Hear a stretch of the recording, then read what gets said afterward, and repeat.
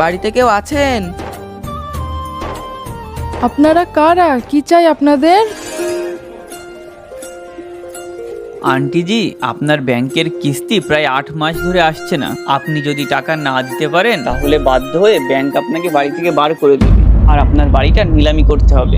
না না স্যার, এমনটা করবেন না। আমার ছেলে টাকা পাঠালে আমি সঙ্গে সঙ্গে আপনাদের সব কিস্তি মিটিয়ে দেব। কোথায় থাকে আপনার ছেলে, আর কবে টাকা পাঠাবে? যখন বাড়ি বিক্রি হয়ে যাবে? আমার ছেলে বিদেশে থাকে, ওর পড়াশোনার জন্য বাড়িটি বন্ধকে রেখেছিলাম। এখন 8 মাস ধরে টাকাও পাঠাচ্ছে না, আর ফোনও ধরছে না। আমার খুব চিন্তা হচ্ছে, ও কেমন আছে কে জানে। এই ভদ্রমহিলার কাহিনী তো খুবই কষ্টের।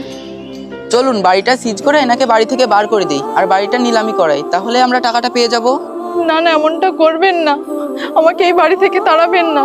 এই বাড়ি ছাড়া আমার কিচ্ছু নেই। আজকালকার ছেলেমেয়েরা এমনই করে, চাকরি পাওয়ার পর নিজের বাবা মাকেই ভুলে যায়। আপনার ছেলের ব্যাংকে যে নাম্বারটা দেওয়া আছে সেটা তো লাগছে না।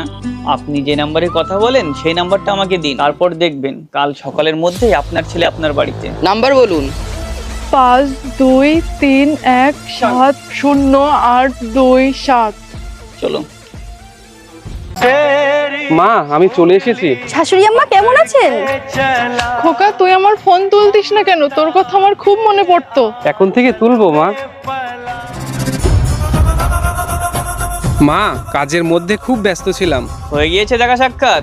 স্যার, আপনি বলেছিলেন না কাল আমার ছেলে বাড়ি চলে আসবে। দেখুন, আমার ছেলে বাড়ি চলে এসেছে। কিন্তু আপনি এমন কি করলেন যে আমার ছেলে বাড়ি ফিরে এসেছে? কালকে আমি ব্যাংক থেকে আপনার ছেলেকে কল করেছিলাম।